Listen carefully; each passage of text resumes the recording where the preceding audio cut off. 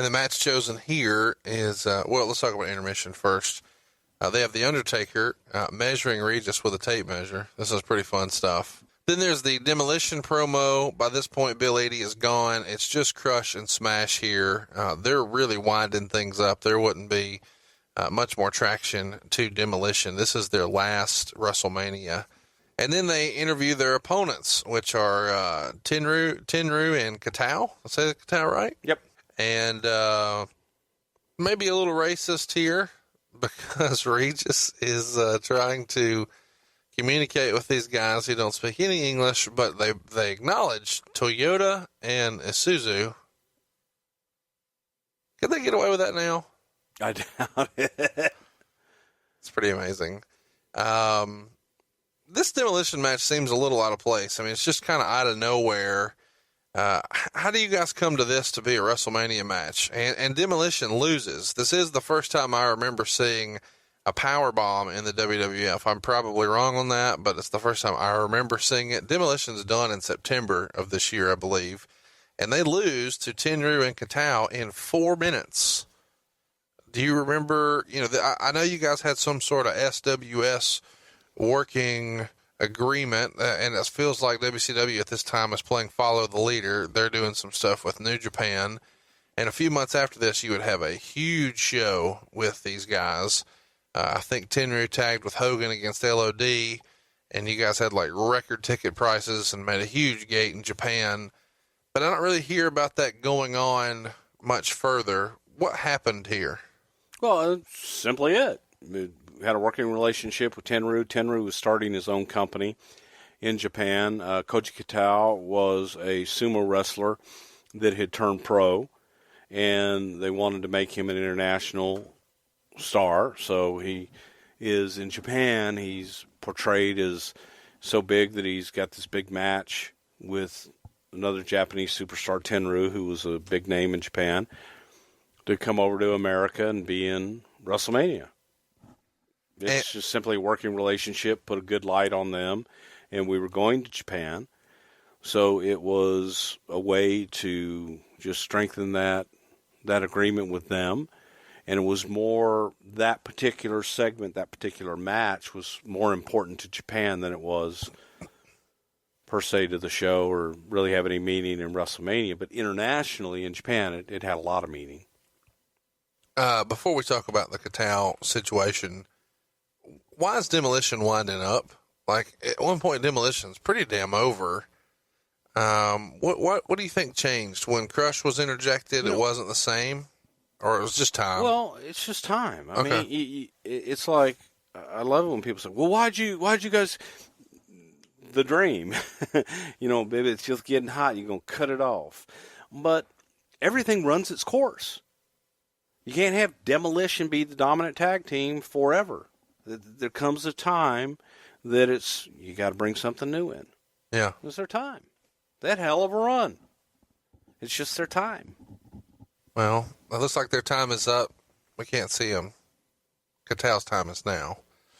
Katao, famous maybe, I don't know when we'll talk about it again, for trying to shoot on Earthquake later this year at the Japanese show that we referenced a minute ago. So when WWF at the time goes to Japan, they match these two guys up. Probably because John Tenta was a pretty successful sumo and had some real name recognition in that sport. And since Katao is kind of the man over there for that, this is a natural fit. But then in the match, he kind of goes in business for himself. It's on YouTube if you'd like to see it. Do you have any memories of that? Because I don't know when we'll ever talk about that again. No, I just remember when it happened. And were you at that show? Nope. But Earthquake was, John Tenta was a big sumo name over there. Katao was a young sumo, had been a big name. And it was young versus new. And Katao. You mean young versus old or new? Young versus yeah, young versus old. But Tenta wasn't that old. He looked like it because he was balding, but Tenta still had it. And Katao wanted to test the old timer, and Katao's the one that left the ring and And when he rolls out of the ring after shooting on him, he picks up a mic and in Japanese says something like "wrestling is fake," and is essentially. But he didn't want to get back in there with the fake wrestler. Never got back in there and never wrestled again. Was essentially blackballed from wrestling after that. So this is his last WrestleMania too. Yes, it was. WrestleMania continues. We go to match number 10 on the card. Number 9 on television. The Big Boss Man is going to take on Mr. Perfect here for the Intercontinental title. And this is an interesting match to me because the Big Boss Man looked better than ever for this one. Both guys did. Yeah, really an entertaining match. Do you have any memories of this one? It was just a great match. You know, it had been built up with Bobby Heenan insulting the Big Boss Man's mom. And we shot some very entertaining vignettes about Mrs. Boss Man. She was a good sport. And culminating here. Perfect Intercontinental Champion. It was bringing Andre back out to kind of avenge breaking up with Heenan and anointing the Big Boss Man. It was a hell of a match. It was really a great match. Real quick, I want to dig into a little bit more about the Big Boss Man. He's in phenomenal shape here. Why didn't he get more of a push? It seems like he debuted, and well, you're fired up at it, but I mean, he debuted and then goes on some successful loops with Hogan on house shows, even some cage matches, and then he does some tag stuff with Akeem. But he gets himself in great shape here. He's super over. He doesn't get the win, and he's programmed with the Mountie at SummerSlam. What would have been the harm in giving him a title run? A push. Jesus, that's a hell of a push. You come in, you work with the top guy, Hogan. Hell of a push. You're put right on top. With the top guy. Then from there, you go on and you form a tag team and you work with the two top guys, Hogan and Savage. You go around. Bossman had a hell of a run. Great push. But my point is, you can't just push everybody all at the same time. The spotlight is only so big. So, Bossman had a hell of a run. He comes out of here with a victory.